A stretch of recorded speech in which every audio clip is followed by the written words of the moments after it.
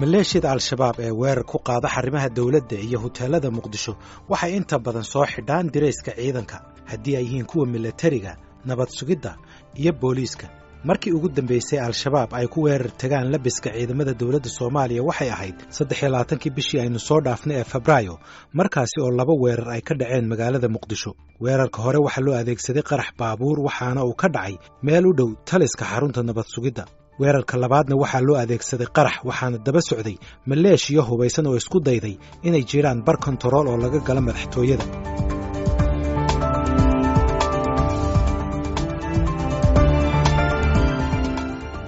markii uu haddaba soo dhammaaday howlgalka ee ciidamada amnigu ay toogteen maleeshiyadii ururka al-shabaab waxaa sawirrada laga qaaday maleeshiyada al-shabaab ka muuqatay inay wateen dirayskii ugu dambeeyey ee loo keenay ciidamada booliiska baaritaan ay samaysay idaacadda VOA waxay ku ogaatay in weerarkaasi markii uu dhacay kadib ay taliska booliisku ka codsadeen saraakiisha booliiska ee gobollada inay soo tira koobaan dhammaan dirayskii la siiyey sida ay ogaatay idaacadda VOA dhammaan gobollada dalku waxay soo tabiyeen in labiskoodu uu u dhan yahay marka laga reebo taliska booliiska ee maamul goboleedka koonfur galbeed oo sheegay maqnaanshaha 10 joog oo ah labiskii cusbaa ee ugu dambeeyey ee la siiyo booliiska waxaa intaasi dheer oo VOA ay baaritaankan ku ogaatay in mid ka mid a saraakiisha booliiska ee gobolka Baay uu taliyihiisa u sheegay maqnaanshaha labiskaasi ugu yaraan bil iyo bar ka hor markii uu dhacay weerarka magaalada Muqdisho Febraayo 23keedii sarkaalkaasi booliiska ah waxa uu ahaa taliyaha booliiska ee saldhigga magaalada Baydhabo gaashaanle dhexe Mukhtaar Axmed Ibraahim waxaana uu sameeyey wixii awoodiisu gaarsiisnayd oo ah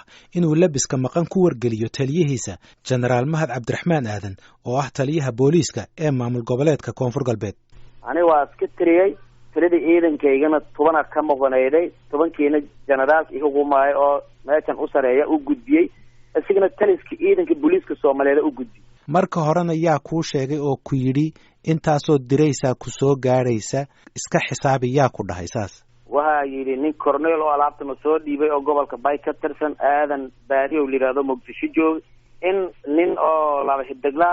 isna karaaniga qeybta ahaa oo isagana ma leeyahay meeshii joog alaabta soo qaadiya tiradaas soo sii gaashaanle dhexe Mukhtaar Axmed Ibraahim waxa uu ii sheegay inuu aaminsan yahay in labiskani uu ku haray magaalada Muqdisho waxa uu siiyay magacyada laba ka mid ah saraakiisha koonfur galbeed oo uu yiri iyaga ayaa Muqdisho dharkan ka soo anba bixiyay labadaasi saraakiil mid ka mid ah waa Cornel Aadan Baariyo oo ah taliyaha tababarka booliiska maamul goboleedka koonfur galbeed kan kalena waa laba xidigle Cali Aadan oo la sheegay inuu Muqdisho u diray taliyaha booliiska koonfur galbeed si uu dharkaasi u soo gudoomo ugu horreyn waxaan la xiriiray Cornel Aadan Baariyo oo ii sheegay inuu joogay meeshii lagu kala wareejiyay dharkaasi laba xidigle Cali Aadan ayaa Baydhabo lagu soo diray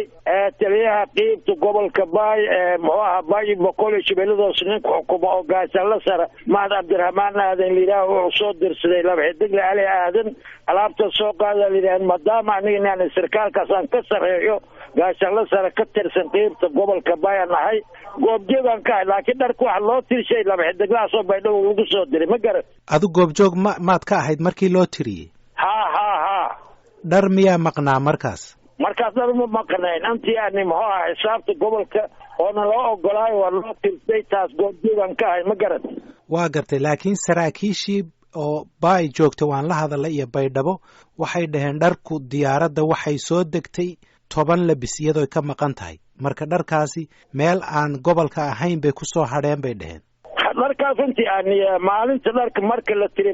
maalinta dharka loo tiri sarkaalkaas maalin labaad haddana meesha tagnay markii uu dharka soo qaadanay aniga naftay waxa maqlay isagoo dharaa iga maqan saasuu yidhi waa gartay dharaa iga maqan buu yiri marka aniga ma daba galin birkee sarkaalka maadaama qeybta Baay soo dirsadeen isugunba mas'uulka ahaa dharka isuga loo tirsay xisaabta isuga ahay maalintii aan qaadanay maalin labaad oo diyaaradda la saar lahay dharka isuga ma igu yiri ma dharaa iga maqan marka dharkaasi meel ay ka baxeen cid ka saartay ma ogid adiga alaga alwaytaas aniga ma waa gartay marka miyaan la isweydiinin oo taliska maadaama saraakiisha ciidanka aad tihiin miyaan la isweydiin oo Generaal Mahad ma isugu keen yeeray ma la isweydiiyay arrinta maya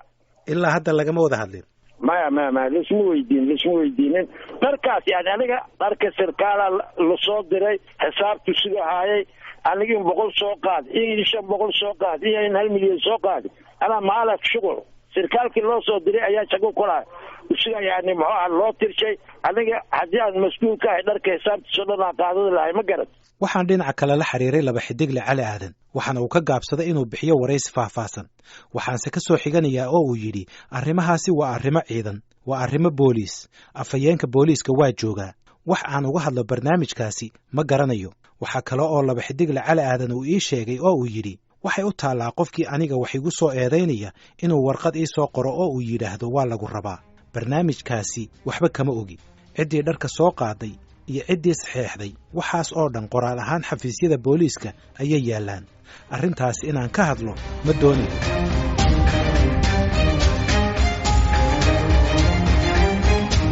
haddaba su'aalaha muhiimka ah ee u baahan in la isweydiiyo waxa weeye maxaa tallaabo ah ee ay ciidanka booliisku qaadeen kadib markii uu digniintan bixiyey gaashaanla dhexe mukhtaar axmed ibraahim taliyaha booliiska ee magaalada baydhabo su'aal kale ayaa ah ma caddahay in dharkaasi ay ahaayeen kuwii loo adeegsaday weerarkii dhacay bishii febraayo 13 taliska ciidanka booliiska soomaaliyeed waxay ii sheegeen inay baadhitaan wadaan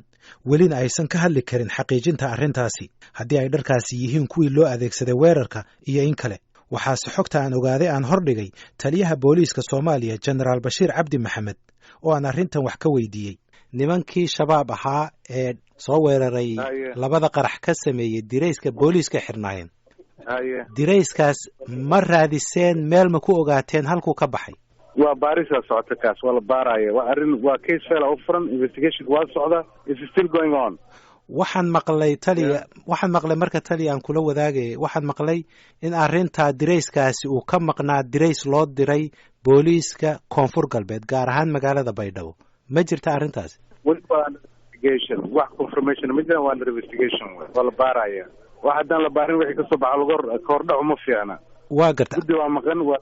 saraakiil baa loo diri waa la baaraya taas in dharkaas koonfurta galbeed ay ka maqan tahay taasna ma xaqiijiseen ma la hubo waa la baar wax la baaraya weydiinaysaa haaruno waa la baaraya baaritaanka wixii kasoo baxan ku camal falaynaa maleeshiyada al-shabaab ee ka dambeysay weerarka dhacay 23 bishii febraayo waxay ahaayeen ilaa 5 qof taasina waxay ka dhigan tahay in weli al-shabaab ay haystaan ugu yaraan ilaa 5 joog waa haddii ay dhab tahay in 10 joog ee ka maqan ciidamada booliiska ee koonfur galbeed ay u gacan galeen al-shabaab laakiin gaashaanla dhexe mukhtaar axmed ibraahim caad kama saarna waxa loo baahan yahay in lagu dhaqaaqo iyo tallaabada ay tahay in la sameeyo waxa uu leeyahay waa in laga ilaaliyaa dharka ciidanka gacmaha kooxaha dadka baabi'inaya in nimankan dhaqalwadayaasha si fudud diriiska ciidamada dawladda soomaaliya laga celiyo si fudud ku gaarin oo ninkaas shaqadiisa hadinamo iyo nidaam iyo maylaaraad karaamad in ku shaqeeyo nimankan dhawaatada wado diriiskayna si fudud in ku gaarna kulli ugu sheegi lahaa ugu digi lahaa maxaa dhiboo ka iman kara nimankaas haddii dirayska ciidanka ay mar walba helaan kulli tan hadda ku sameeyno oo kale u fududaanaysa shaqada dhawaatada iyaga wadana u fududaanaysa gaashaanla dhexe mukhtaar axmed ibraahim waxa uu doonayaa in baaritaankan laga gungaadho intaasi ka sokowna waxa uu weli dawladda soomaaliya ka sugayaa inay soo arad bixiso 10 askari ee ka mid a ciidankiisa ee ay ka maqan yihiin 10 joog ee maqan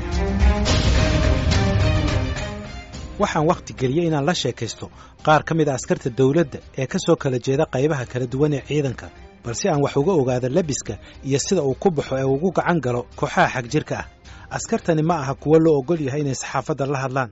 haddii lagu ogaadana waxay weyn karaan shaqadooda sidaasi darteed ma sheegi karo magacyadooda hase yeeshee waxyaabaha ila wadaageen waxaa ka mid ah inay jiraan askar badan oo midkiiba haysto dhowr joog mid ka mid ah ayaa ii sheegay in dirayska uu haysto uu ka yaraaday kadibna uu la xiriiray sarkaalka dhinaca saadka u qaabilsan ciidankiisa uuna u sheegay sida ay wax u jiraan kadibna loo soo dhiibay joog cusub iyada oo aan laga xaraynin jooggii ka yaraaday dhowaan markii la qaybinayay dirayska cusubna waxa uu ii sheegay inuu helay 2 joog oo kale labada jeerba waxa uu ku yaboohay inuu soo celiyo dirayska ka yaraaday laakiin sarkaalka jooga saadka uu ku yidhi soo celi markii aad awoodid inkastoo uusan weli celinin nasiib wanaag askarigaasi waxa uu hayaa 4 joog ee la siiyey laakiin waxa uu aaminsan yahay inay jiraan askar badan oo la mid ah oo ay dhici karto inay sii iibiyaan ama bixiyaan dirayskaasi dheeraadka ah gaashaanla sare cabdi ibraahim shaamow cabdidheere waa taliyaha booliiska gobolka shabeellada hoose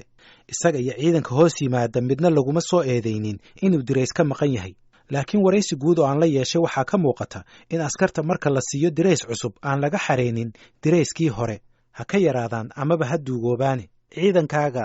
labiska la siiyaa ma hal joogba mise waa laba joog qofkii mise wuu ka badan yihin sideedaba adigu ma aragtay askari la siiyey laba joog wax ka badan ama hal joog wax ka badan ma arkin askari hal joog ka badan la siiyeyna maya ma arkin marka askarigu 30 maalmood wuxuu ku shaqeeyaa miya hal joog